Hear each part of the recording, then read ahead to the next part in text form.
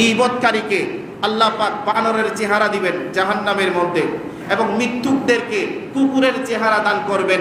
যারা হিংসুক, যাদের কলবের ভিতরে অপর মুসলমান ভাইয়ের প্রতি হিংসা আছে, তাদেরকে আল্লাহ পাক জাহান্নামে দেওয়ার আগে শুকরের চেহারা দান করবেন।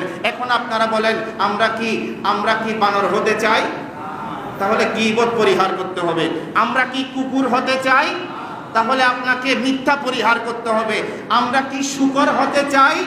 যদি হতে না চান, আপনাকে মন থেকে হিংসা দূর করতে হবে। আল্লাহ পাক অসংখ্য অগণিত মাখলুকাত সৃষ্টি করেছেন, প্রায় 18,000 মাখলুকাত আল্লাহ সৃষ্টি করেছেন। আল্লাহর প্রত্যেকটা সৃষ্টির ভিতরে জিহ্বা আছে, কেউ কথা বলতে পারে। আমরা মানুষ কথা বলতে পারি কিনা? কিসের কারণে? জিহ্বার কারণে। কিসের কারণে? আল্লাহর এমন একটা সৃষ্টি আছে যেটাকে আল্লাহ আমাদের জন্য রিজিক হিসেবে পাঠিয়েছেন, কিন্তু ওই রিজিকের ভেতরে আল্লাহ জিহ্বা দেয় নাই, সে কথাও বলতে পারে না। এমন একটা প্রাণীর নাম আপনাদের জানা আছে? দেখি কেউ বলতে পারেন কিনা? মাছ। মাছ নিয়ে গবেষণা করেন আপনারা। মাছ নিয়ে যখন গবেষণা করবেন, দেখবেন মাছের ভেতরে জিহ্বা তো নাই। সে কথা বলতে পারে না কেন? সে কথা বলতে পারে না, সেটাও আল্লাহর পক্ষ থেকে একটা শাস্তি। বড় করে বলুন নাউজুবিল্লাহ। পবিত্র কোরআনুল কারীমে আল্লাহ সুবহানাহু ওয়া তাআলা ইরশাদ করেছেন, যখন আল্লাহ সুবহানাহু ওয়া তাআলা আদম আলাইহিস সালাতু ওয়াস সালামকে বানাইলেন, আদম আলাইহিস সালাতু ওয়াস সালামকে যখন সমস্ত ফেরেশতাদের সামনে দাঁড় করালেন, সমস্ত ফেরেশতারা যখন আদম আলাইহিস সালামের কাছে আসলেন, আল্লাহ পাক একটা আদেশ দিলেন।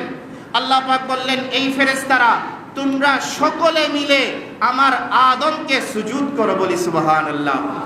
সমস্ত ফেরেশতারা আদম আলাইহিস সালামকে সিজদা দিলেন, ইল্লা একজন ব্যতীত। সে কে? ইবলিস। আমার আল্লাহ তার অহংকারের কারণে, আদেশ না মানার কারণে, বেয়াদবির কারণে আমার আল্লাহ ইবলিসকে বললেন, এই ইবলিস তুমি আমার থেকে বের হয়ে যাও, তুমি জান্নাত থেকে বের হও, মালাইকা থেকে বের হও। যখন আল্লাহ সুবহানাহু ওয়া তাআলা ইবলিসকে জান্নাত থেকে বের করে দিলেন, সেই ইবলিস জান্নাত থেকে বের হয়ে সর্বপ্রথম যে জায়গার মধ্যে অবস্থান নিয়েছিলেন সেটা হচ্ছে সমুদ্রের তীর। সেই সমুদ্রের তীরের মধ্যে এসে হযরতে আদম আলাইহিস সালামের বিরুদ্ধে ইবলিস সর্বপ্রথম গীবতের সূচনা করলেন। ইবলিস মাছকে ডাক দিয়ে বললেন, এই সমুদ্রের প্রাণীকুল মৎস্যরা, তোমরা সকলেই শুনো, আল্লাহ একটা মানুষ বানিয়েছেন যার নাম হচ্ছে আদম। সেই আদমটা তোমাদের মতো মাছকে খেয়ে ফেলবে, তোমাদের মতো প্রাণীদেরকে খেয়ে ফেলবে। মাছ এই আদম আলাইহিস সালামের বিরুদ্ধে গীবতটা ইবলিসের জবান থেকে শুনে সেই দৌড়ে গিয়ে সমুদ্রে সমস্ত মাছদেরকে ডাক দিলেন, এই আমার মৎস্যকুল, আমার জাতিরা, শুনো শুনো, আমাকে ইবলিস একটা সংবাদ দিয়েছে, যে বলেছে আল্লাহ নাকি একজন মানুষ বানিয়েছে যার নাম হচ্ছে আদম।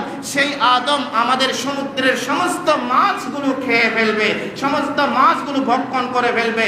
মাছ যখন এই গীবতটা চতুর্দিকে ছড়াই দিলেন, আমার আল্লাহ মাছের উপর রাগান্বিত হলেন গীবতের কারণে। ওই কঠিন সময়ের মধ্যে আমার আল্লাহ মাছ থেকে জিহ্বাটা কেড়ে নিয়ে নিলেন। বড় করে বলুন নাউজুবিল্লাহ। তো মাছ থেকে আল্লাহ পাক জিহ্বা নিলেন কেন?